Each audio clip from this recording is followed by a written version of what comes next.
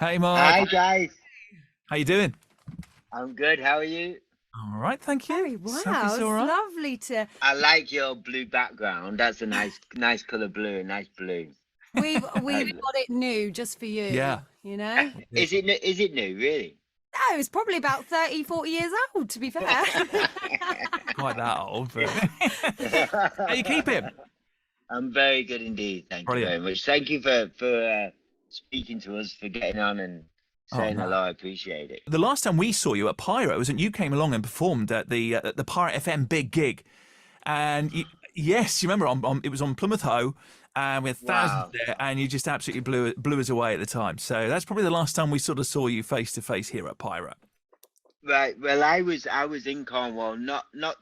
I mean, it probably is a long time ago now, but I've lost track of time nowadays. I'm sort of a bit lost. But I came down there and I can't remember where I stayed. But we rented a house and I came down with the family and I'd go surfing on the. I went to surf school and I loved it. Me and my boy would get down there every morning and we'd hose down to the wetsuits and foot our thing. It was brilliant. We had the best time. Did you pick it Uh, up quite easily? No, he did, but that's because he was really good, and I thought I was really good, but then I saw some videos of me doing it and realized I wasn't very good at it. I must say But though, you know what? I haven't given up. I still try. Hmm. that's It, the way to it, do it. do you surf? Do any of you surf? Do you know what? I'm a Cornish girl. We're both Cornish, and I've done every water sport other than ever surf. And I know that my balance will be awful, like Does awful. bodyboard counting? Yeah. If so, I'm a Yeah, true all counts. surfer. All I counts. love a For you. Yeah, bodyboard. yeah. I love a bodyboard. Yeah. In all fairness, you are rocking the surfer vibe with your new Yeah. look. When I went to Bali, like I grew a beard and almost not quite as good as yours there, Neil. But you know, I was yeah, Oh, I did try. but but uh, but my beard grows a bit patchy and it was hard to keep, and so but everything grew. I grew a beard, I grew long hair, and yeah, I'm still a little bit in that spirit, I think. Yeah. No, well, look, we've got Land of Dreams, the album, which is just amazing. What's it like? Is it easier or more efficient to kind of work on an album on your own when you're not sort of part of the band? I mean, and where does it come to you? Is it does it sort of, do you sit down and plan, or does it just sort of come to you while you're on the go and just living life? Because we finished a big 30-year anniversary, like 2019 Mm. kind of ish, and we knew we were going to take some time off from Take That.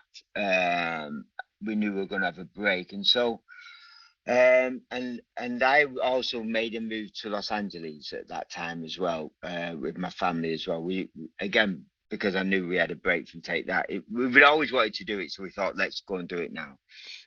So we moved over there, and when I think I knew that I wanted to try to make a record while I was there because I was quite excited about making it with new people and in new places and new studio. That is something that I was finding quite inspiring.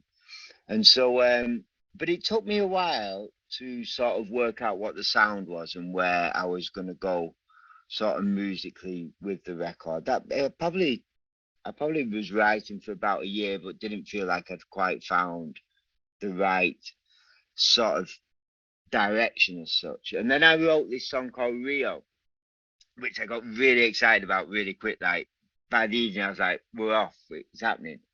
And then the world went into lockdown. So Yeah. then, so then I had this song that I couldn't record. But I did. But using that time, I found a producer. I found a wonderful producer called Jennifer De Silvio, who's from New Jersey in America, but she lives in Los Angeles, and we talked like this like for about 18 months of like just using our imagination, talking about the show and the kind of record we'd make and what it'd sound like and the musicians, and I was writing songs, and so I had this dialogue that a lot of it came from conversation really. I guess then just having the time to make the record was a good thing. I think it worked out to be a good thing for me. And then when we finally got the all clear to go in the studios and studios opened again, I mean, obviously we were so excited and ready to go. With most of the record had been sort of written by that point, so it was really exciting. They had to kick me out of the studio when every night when I finally got in there, because the engineer there is a guy called Sean, and he was from Australia, and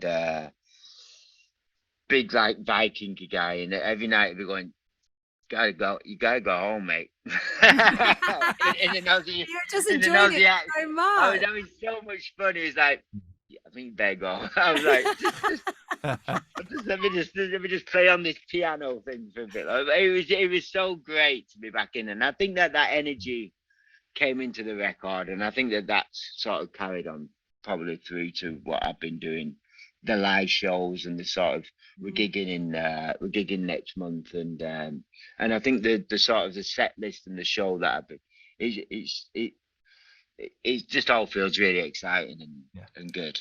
I think like lockdown life in general, for many performers especially, it made you really, really appreciate the luxury of being outdoors, being able to celebrate your sound, your music with the audience, with the fans, and because it was such a restricting time, wasn't it, for artists such as yourself? One thing I did do though, is because there's a venue in Los Angeles called the Hollywood Bowl, which is a stunning venue. I don't know if you've ever been, but it's an absolute beautiful venue. It's an outdoor kind of amphitheater. And one thing I did do was I became a real fan of gigs, because I was going watching, because the shows are still on because they're outdoor. So over the summers and up until like November, it was still open, and people, and so I was watching. But so many acts there from I mean I was whoever was on that week, I was getting a ticket and going to see, and just really becoming I became an audience member and a fan, and I was watching the audience and seeing what they reacted to, and it just loving that whole It vibe. branches you out that little bit more, like you say. It does. Start to just really engage with what people, with what gets people up on their feet and what people sort of belong to. And probably my highlight, because I saw so many, and I saw like Tame Impala, I don't know, I mean, they're great, and then Haim, and a local band to Los Angeles, and then everybody was Coldplay, and Doja Cat and Megan Thee Stallion. I mean, so diverse. Like when you list them all, it's so honestly, diverse.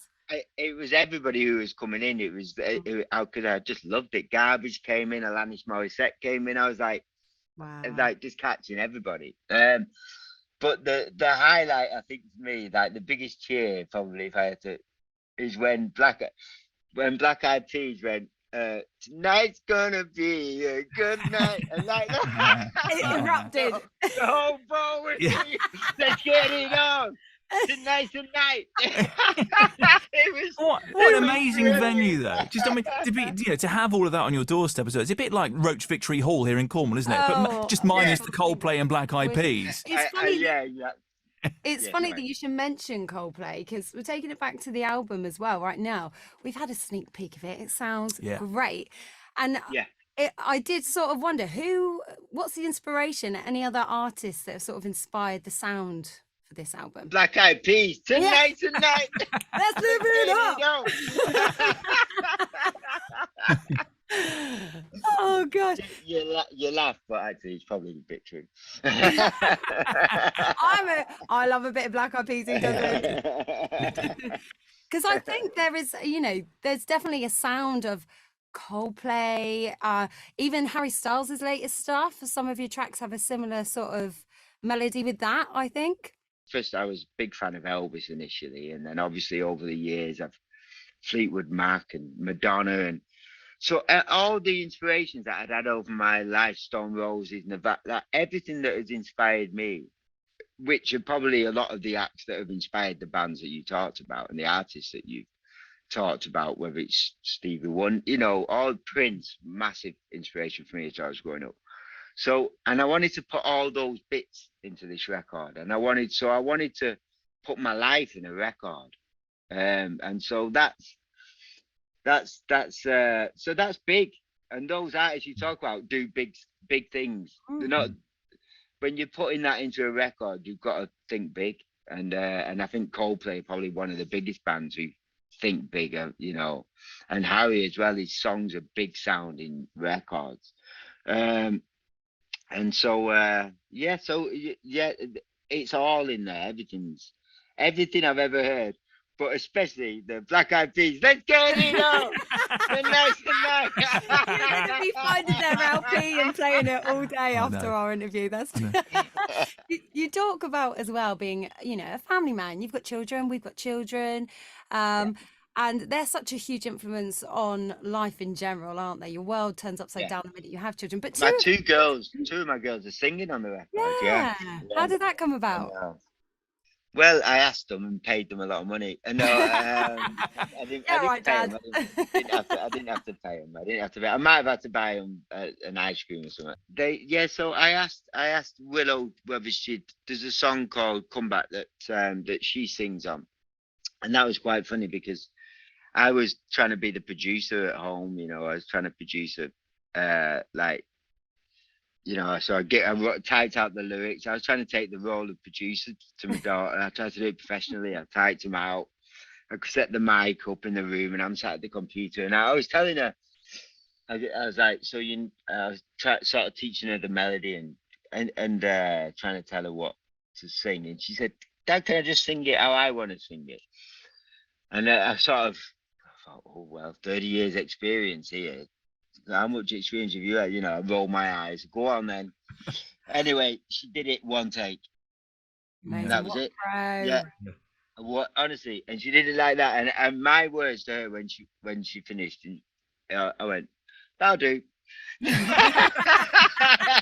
Yeah. Won't let her know that she smashed out the park. Yeah, absolutely. Like just shut me right up. Yeah. Oh my God.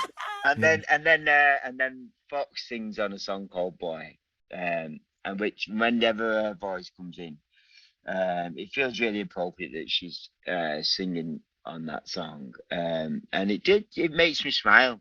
It's another piece of your life being there exactly. for everyone to enjoy. Yeah.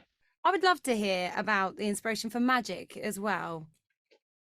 Okay, yes. Well, I can tell you about that because I went to Nashville as my special reward to myself when I knew it neared the end of the record. I booked a flight to Nashville. So I turned up in Nashville. My big trip. I'd waited 2 years to go. This was it. Raining. I turned up in Nashville. My first 2 sessions got cancelled because the people I was meant to write with had COVID. And so I was sat in this grey, rainy hotel in the middle of Nashville thinking, this is not the dream. This is somewhere. So much inspiration there. This is not how I imagined it. It really was. Where's Elvis when I need him? Anyway, so, but I was walking through the city centre and I came across this pink hotel that is dedicated to Dolly Parton. And I thought, if nothing else, I'm staying there. And then I checked in, and in my bedroom, where I had a picture of Dolly above my bed. And my first night, I fell asleep. I had a dream, and the whole song was a dream. Like lyrically, and Dolly was in the dream. Not in a rude way. It was a beautiful. I felt. I like the way you had to clarify that part. I felt like she. The spirit of Dolly gave me the song, and then I went in, and then give me literally, I mean, the whole thing, and then I went into my first session that I had was the next day. It was on, and I turned up and I walked into this room with this guy I'd never met before in the middle of Nashville, and I went, "I've had a dream." Yeah. And we did it, and like in 2 hours, I was, and I knew that's why I went to Nashville. Amazing. We would love to play a little game with you. It's only going to take a matter of seconds. Okay. It's a quick fire, either or sort of would you rather questions, just to give our listeners a little bit more insight to the real Mark Owen. Yeah. Okay. Vinyl or downloads? Yeah, there it is. That's it, isn't it? Well, do you know what? I like the choice. Right, cats or dogs? Dogs. Do you have dogs? I have 3. Wow. Do you want to see a picture? That you don't want to see a picture. Quick No. fire. No, if it's there. Show us a It picture. is here. There's a little Chihuahua, Yeah. a Birdie, Arnold's a Doberman in the middle. But yeah, that's the 3 of them waiting for the walk. That's lush. I think actually they're waiting for the album to come out. They've been sat in that car for about 3 years. Not long to go. Have you finished yet? Have you finished? Yeah. So dogs was definitely the answer. What about fantasy or drama? It's a reality, maybe. Oh, I am a bit of a sci-fi fantasy. I enjoy. Yeah, I do. I quite like that. Yeah, I like that. I have dreams about Dolly Parton and magic. I mean, it's quite an obvious answer, really. What about seaside or countryside? I've done countryside. At the moment, I'm really enjoying seaside. Now, obviously, once upon a time as well, I mean, you could still win the award now. Sexiest man in pop. I have to ask a little naughty question. Boxers or briefs? Yeah, Or neither? I am. I'm a brief man personally. Yeah. There was one point when I don't know what we were wearing, but I remember we had to put G-strings on it. God knows what we were doing. But Neil likes taking the G-string only on a Friday. Yeah. We're all there was one tour at some point when we were all in G-strings. So I mean, we've done it all. We've done it all. The local killer Cornwall question here for you. You have to think very long and hard about this one, Mark, because you need to get this right. So if you were to have a cream tea on your scone or scone. Oh, I know what you're going to ask me. Jam first or cream first? That's what you're going to ask me, isn't it? Yeah. Which one? Is that what you're going to ask me? Yeah. Well, we had a whole conversation about this. I have this conversation quite a lot. Do you? Yeah, It's a big I do. question. Because I like the look of the cream on top of the jam. Like, aesthetically, you put your jam on and then you put your cream on. It's kind of looks more appetizing. Your answer, jam first. Yeah. Tonight, That's right. be a good night. Good night. Hey! You are right. Oh. I'm so glad that's Oh, right. Because I've honestly, it's caused me a bit of stress. Look, Mark, it's been amazing speaking to you. And so Land of Dreams is the album. We're going to play Magic shortly. And it is a fantastic album. As Saffy said, we'd had a little sneak preview of it. Bless you. It is just amazing. And it's great to have you back.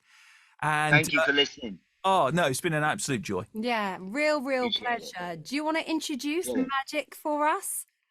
Yes, I would love to. Hello there. This is Mark Owen, and I would like. Oh, start again. Okay. I was thinking, how can I get pink Dolly Parton? I was trying to get the whole thing. Hello, everybody. This is Mark Owen, and this is my new song, Magic. We love That was very unmagical. That was very unmagic. But there you go. Yes. Thank you. Bless you. Nice to see you. Oh, good luck with it all. Thank you. See you in a bit. Bye-bye. Take care. Bye. Bye-bye.